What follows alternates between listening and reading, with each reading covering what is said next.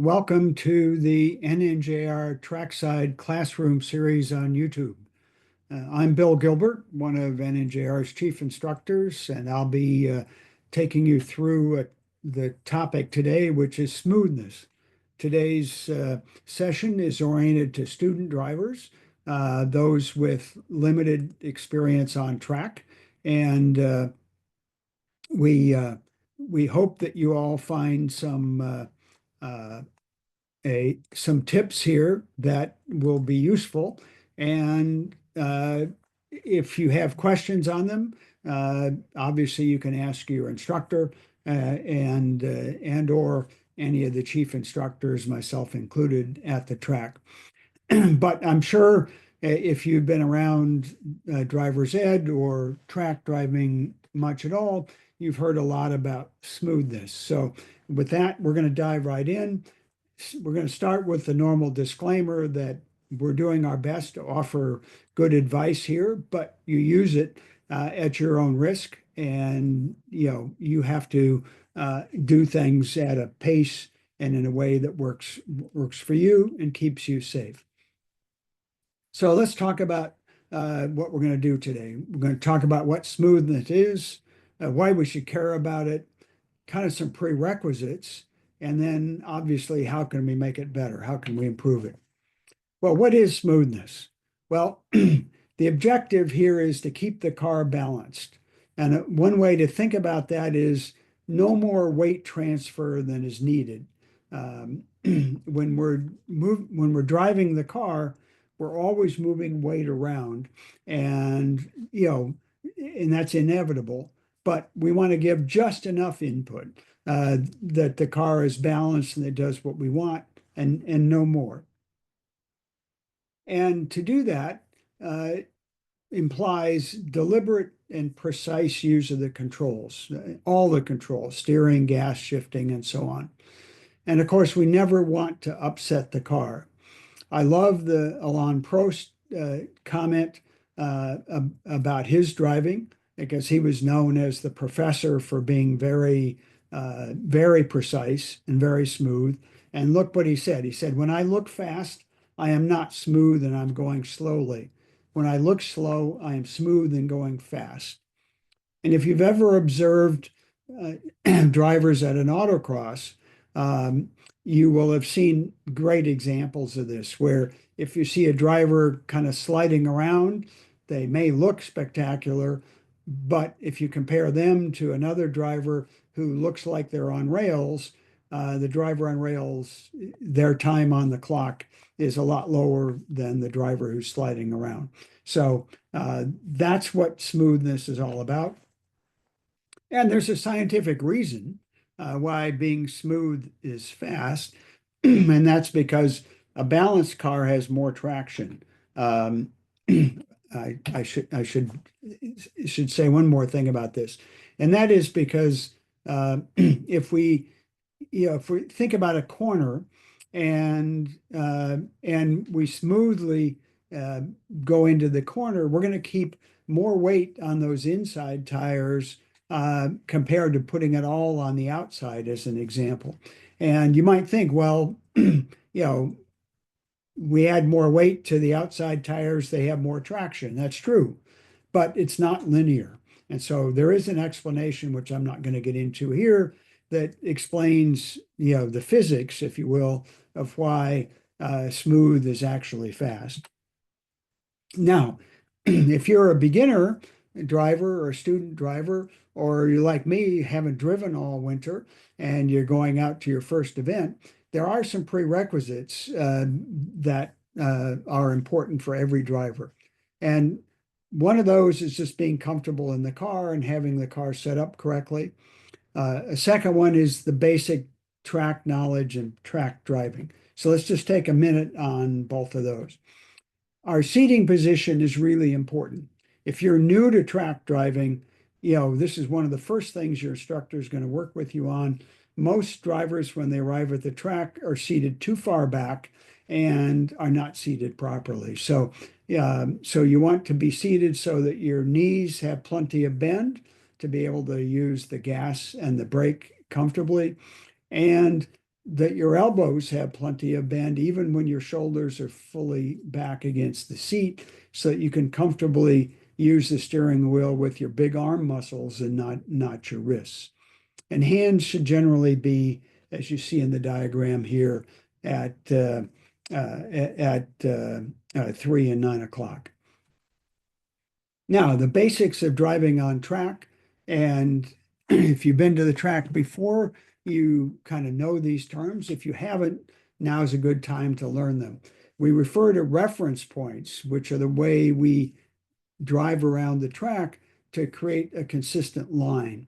And those reference points start with our break point. You know, we're coming down a straightaway, our foot's on the floor. It's time to move our foot off the gas onto the brakes. Well, that initial braking point is an important one. It's usually a brake marker or some reference like that. Uh, Turn in is next. And at our events, generally there are cones at the reference points, not for braking necessarily, but for turn in. There's typically a cone, and that's where we're going to begin the turn. And then there's an apex, that's the inside. And again, another cone and track out. And notice we're using the whole track starting on the outside, going to the inside, back to the outside. That basic line is the important thing for you to learn. And if you're a beginner, this is the first thing that you'll focus on. Related to that, you get into a rhythm. You know, your foot's on the gas going down the straight, you're going to brake, you're going to turn, and after you turn, you're going to relax the brakes. Well, before you turn, rather, you're going to relax the brakes, you're going to turn in, and at some point in the corner, you're going to get back on the gas. And that rhythm just repeats itself around the track with variable amounts of braking depending on the corner. Now, another important part of being ready on track, in addition to the seating position, is the mirrors. And many drivers do not have them adjusted correctly. And by the way, this is a good thing to do for your street driving and all your street vehicles as well. Rear view mirror, make sure you can see as much as possible out the back. It's probably okay. But what's probably not okay are the left and right mirrors. And we want to adjust those using the technique that's described here, where we lean our head against the driver's window, push the mirror out so we just barely see the left rear fender with our head against the mirror, the window. Same thing on the right side, lean our head again underneath the rear view mirror, push the mirror out, just catch the back corner of the car. When we do that, when we sit in our normal position, we won't see our car in the rearview mirror. But what will happen is that instead of what you see here, a big blind spot, which most drivers have with their side mirrors, you're going to have a situation like this, where there is going to be little or no blind spot, and you're going to have a much better view in your side mirrors of traffic alongside. Very important on track, obviously very important in your daily driving. So if you haven't done this, do it. All right, so we've got the prerequisites set up. We kind of know our way around the track. We're seated properly. How do we get smoother on the track? Well, there's some classic advice. You know, treat the controls like a rheostat, not like an on-off, meaning no jerky or sudden movement. You know, when we think about the steering, we wind the steering in. We don't turn it in, we wind it in. We unwind the steering. We want to turn the steering wheel progressively and once so the car takes a set. You may have heard use an egg between your right foot and the gas pedal. Imagine there's an egg there. We're squeezing the gas. We're rolling on the gas. If we're shifting gears, we're going to do it in three motions. The three motions are, say, from second to third, out of second, across the gate, into third. Same thing, third to fourth. out of third, across the gate into fourth. 3 motions with 2 or 3 fingers. Practice on the street, it makes much smoother shifting. Braking, which is probably the hardest to get done well, is the first part most drivers can pick up, moving the foot from the gas to the brake. And by the way, your heel should be on the floor of the car. It should not, your foot should not be moving when you go from gas to brake, just the top of your foot. Your heel should stay stationary. And we press on the brake, not jump on it, but we press on it. And then when we feel pressure, we push hard. And this is something new drivers struggle to learn. But when we are in a heavy braking zone, we want to use all the brakes as soon as possible. And we do that by what I've sometimes called a 1-2, where the 1 is we press the brake, and 2, we really press on it. We just stand on it. And, slow the car down early in the brake zone. Now, on the other hand, as we're coming off, that needs to be slow and gradual. And that's something that you can practice on the street. Practicing the hard braking is hard to do. Practicing smooth, gentle brake release is something we can practice every day in our daily driving. Now, there are some other components of smoothness that go beyond kind of that classic advice that I want to point out. Starting with vision, because this is really the first step to being smooth. If you're looking at just the cone or the front of the bumper of the car, you're not going to be smooth. So we need to get the eyes up and through and around each corner. Now, if it's your first event, that's going to be kind of hard to do, but as you get a mental picture of each corner, you can begin to kind of look, as we say on the slide here, through the corner, because you kind of know where it needs to go. So your eyes are now kind of looking further ahead. And of course, we always want to be looking at exactly where we want to go. If we're turning in, we need to be looking at that apex. If we're at the apex, we need to be looking at the track out and so on. And we need to be glancing further ahead. How far? 20 seconds. Now that seems impossible, and in most cases we can't see 20 seconds ahead. But the idea is, we want to be glancing, looking as far ahead as we can on the track. And there's a lot more to be said about this in our advanced classes, but the basics here are, we want to be looking, not focused all the time, but looking regularly, glancing, as far ahead as possible. Now, some other tips. Just being aware of how smooth you are can make a big difference. So if you've driven a bit on track, think about your use of the gas pedal and the brake and the steering in terms of pressure. How hard am I pressing on the gas pedal? And that, if we're in an acceleration zone exiting a corner, I don't want to be on a 10 until, I'm sure I have the car, completely pointed where it can take that. I'm going to start at a 1 or a 2, right? And then I'm going to squeeze the gas on, applying a little more pressure and a little more. The brake, as I said before, we're going to get on the brake hard initially to slow the car. But as I'm coming off, as I turn in, I might be on a 4, but I'm going to come off gently to a 3, a 2, a 1.5 before I get to 0. And you can even think about that in terms of your steering, so that you're not, you're using a gentle motion on the steering wheel and not immediately doing, moving the wheel with a 5. We want to move the wheel with a 1 initially, and then maybe a 3 or a 4, that sort of thing.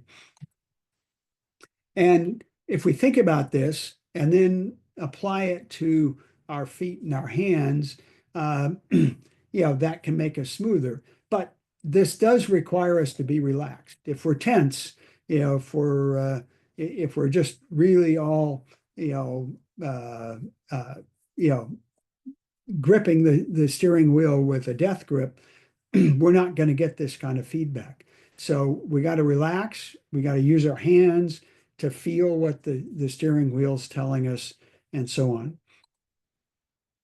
Now, of course, we can practice, but one way to practice isn't to do all of this at once, but pick one aspect, pick braking, pick steering, pick vision, and use your street driving, to reinforce it. And the reason I keep saying that is most of us, all of us at DEs, spend far more time driving on the street than on track. We're not pro drivers where we're sitting in a race car, several days a week. Let's, pick vision and focus on that. Pick braking, pick steering, pick the gas pedal, pick any of them, and you'll be a better driver on track and on the street. Ross Bentley's written a nice book about, really about how to be a better driver, high performance driver on the street as well as on the track. And it provides a lot more ideas along these lines. And one thing that I see, especially with newer drivers, is you're always in a rush. You're in a hurry to make that upshift or a hurry to make that downshift. Well, we never ever want to rush. The only time we want to be in a hurry in the car is if it's an emergency. Otherwise, we're never. If you've ever watched the in-car, if you just watched Sebring like I did and saw a bunch of in-car of the pros, they look relaxed. They're not hurrying. If you look at the car on the outside, they're hustling. The car is moving around. The car is flying, but inside they're relaxed and calm. And we need to be the same way. We're not in a hurry. So we want to be taking our time, and to the extent that we rush, we're going to miss a shift. We're going to turn in too soon or too aggressively. Again, accuracy and precision is much more important than speed in terms of how we use our hands and our feet. So really important if you're a new driver to take this to heart. And interestingly enough, smooth use of the controls is consistent with rapid use, but only after lots of practice. And if I use shifting as an example, the shifting technique I described earlier with 3 motions and 2 or 3 fingers, if you practice that enough, you will be able to shift very quickly, but not the first time you do it, or the 10th time, or even the 100th time you do it. It takes a lot of practice. And so that's where the street driving kind of thing, can really help. And always remember, less is more, right? If we can accomplish what we want with smoother, less use of a control, that's a win, right? And so again, we don't rush. We're trying to be precise. We're trying to be smooth. And in the end, the car will thank you, and you'll end up being more comfortable and going faster. So to wrap up, smoothness, smooth is fast, right? But to be smooth, we have to start with the prerequisites. Can remember the classic advice of things, but we can also apply thinking like pressure. And I especially encourage you to do that in your brake release, to think about, amount of pressure and how sensitive your right foot is in releasing the brake. Don't be in a rush, and relax in the car. Be sensitive to the feedback from the car. What's the steering telling you? What's your seat of the pants telling you? What are your ears telling you? What are your eyes telling you? And of course, we can all, we can all always improve. As Sir Jackie Stewart said, it's not possible for all of us to be the best, but it's always possible to improve in a gentle, smooth, and progressive way. I think that summarizes where we're at here better than I ever could. So, with that said, thank you for watching today. If you have questions, please send me an email or see me at the track. I'm always happy to answer questions or go deeper on any of these topics. Um, and, uh, and we hope that you found this useful. If you have feedback, I'm always open to hear that as well. So with that, I want to thank you again for watching. I want to say I look forward to seeing you at the track, and I hope you have a great day.